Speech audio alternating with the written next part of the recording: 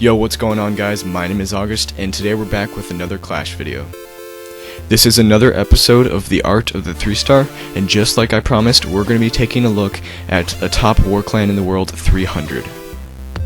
For those of you who have not yet seen the first war recap video with 300, I suggest you go check that out first, and then come back and watch this video. Like I previously stated, this is primarily a 2-star war with a few 3-stars that end up determining who comes out on top. For those of you unfamiliar with these high-level war attacks, let me just say that it is exceptionally difficult to pull off a 3-star against some of these max bases. However, a few skilled attackers in 300 make it look like a queen walk in the park. Finally, scrolling through some of these bases, we can see that they got a total of 5 3-stars against the opponents. So, to start things off, we're going to take a look at Jason's attack on base 21 for a 3-star. So for this attack, he's using the typical Go La Lune to take out some of those core defenses as well as the clan castle troops. So, deploys his queen first to attempt to funnel some of his troops. He then deploys his golems on the outsides, and then finally he drops that jump spell right in the core there to get into that main compartment. So finally dropping a few wizards on the outsides to funnel all of his troops in, they follow that jump spell in the middle and begin to take out those clan castle troops.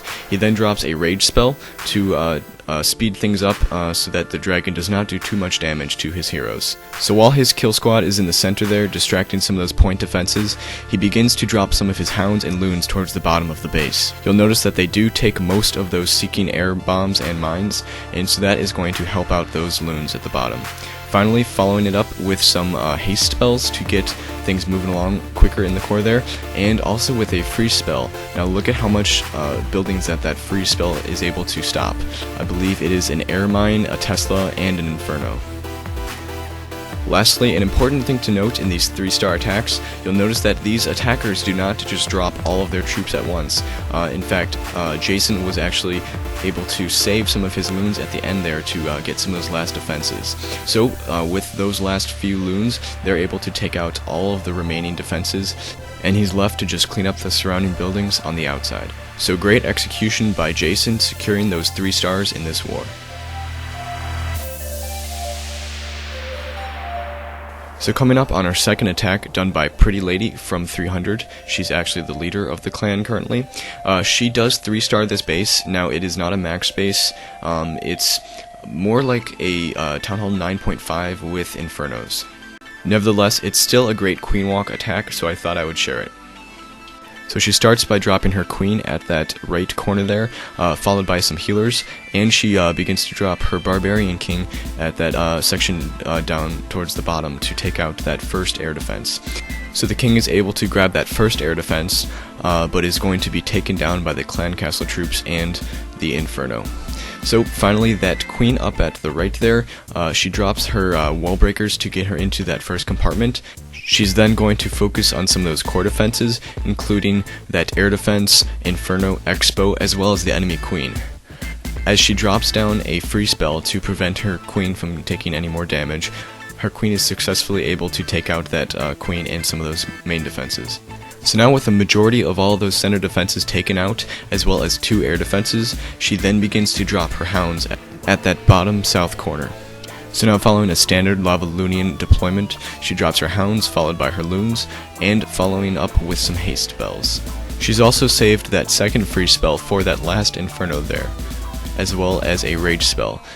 So as the last few loons end up taking out that Inferno and last air defense, she has secured this 3-star. So good job, Pretty, and awesome attack. So now we're going to take a look at a solid 2-star attack done by my good friend Brett the Great.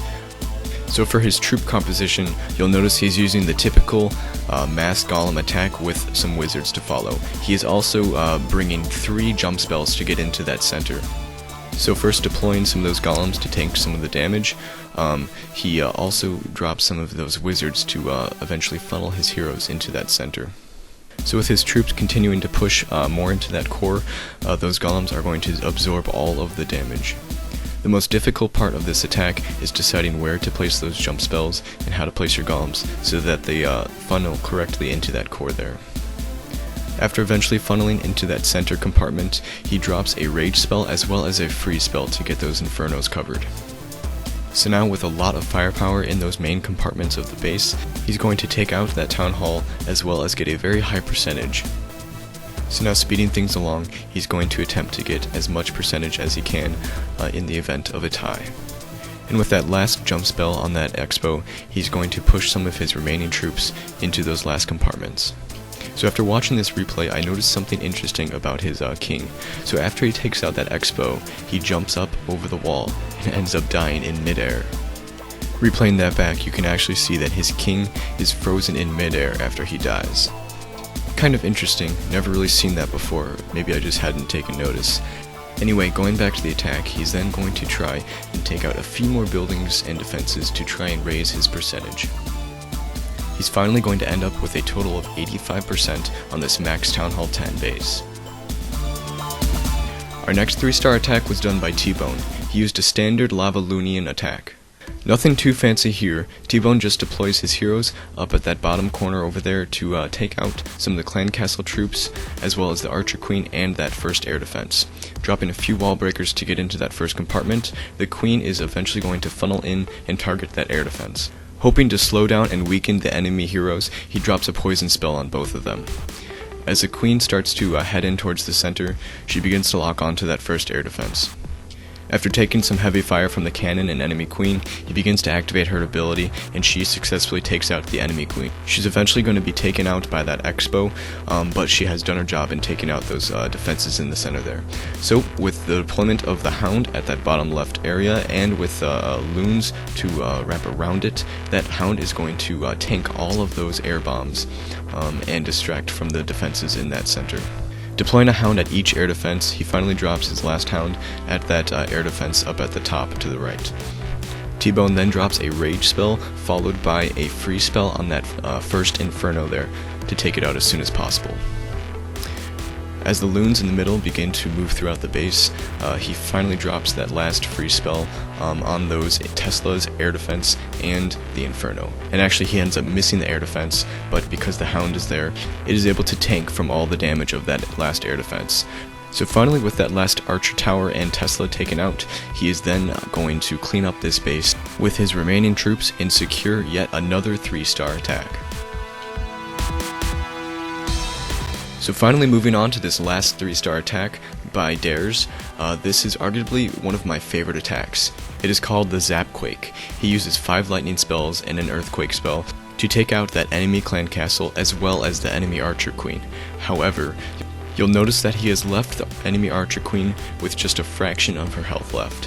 However, that's not going to be much of a problem for him because one of the loons or other attacking troops will damage her and kill her. But hang on, the madness doesn't stop there. Not only is it a Zap Quake attack, but it is also a queen walk. So he then deploys his queen at that left corner, followed by some wall breakers to get into that compartment, and she is going to successfully be able to take out that enemy archer queen, cannon, as well as that air defense. He then drops even more wall breakers to get into that final compartment, and then eventually drops his barbarian king to tank some damage away from his archer queen. After destroying that first air defense, she then begins to move towards that expo and is also being healed by those healers. So after taking out that expo, she then begins to take damage from the Inferno.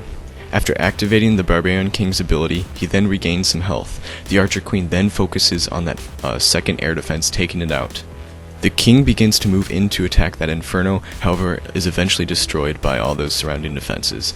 The queen, activating her ability, then targets that Inferno, and finally is attacking that Tesla, and will conclude to take out that enemy Archer Queen. So now, by this point, I'd like to point out that he has successfully been able to take out 2 air defenses, an Inferno, the clan castle troops, as well as the Archer Queen. And now finally moving on to the air portion of this raid, he is able to take out this base with only a few hounds and loons. Note that he has no spells left and his heroes are gone, except for the queen, who is getting healed by those healers. So as his troops move almost effortlessly through the rest of this base, we know that it's going to be a 3-star before it even ends. Having saved just the right amount of loons to attack on the backside, getting rid of that wizard tower and archer tower, he's then able to take out those Teslas, Inferno, and that last air defense, with the help of that lava hound tanking all the damage from it. The queen, who is at full health down at the bottom there, ends up taking out the enemy barbarian king. Having saved even more loons and cleanup troops, he is then going to deploy them on the backside of that archer tower, and he's going to take out the remaining defenses. And finally, with those last few defenses all taken care of, that is going to secure yet another 3-star victory for 300. And one might even say that this is what the enemy deserves for daring to win. So now with that, guys, we're going to wrap up this video. I'd first like to thank everybody in 300 who welcomed me into their clan, and for allowing me to record some of these awesome 3-star attacks. You guys have an incredible clan and community that I'm grateful to be a part of. I do believe that I have a bit more content from 300, so if you guys would like to see that, stay tuned. And finally, if you guys thought that this video was entertaining, interesting, or informative in any way, I encourage you guys to leave a like, comment, or subscribe. Also, if you guys feel that a friend or clanmate might find this content interesting, feel free to send them a link so they too can enjoy some of this awesome 3-star content. So thank you guys for watching, and have a great day.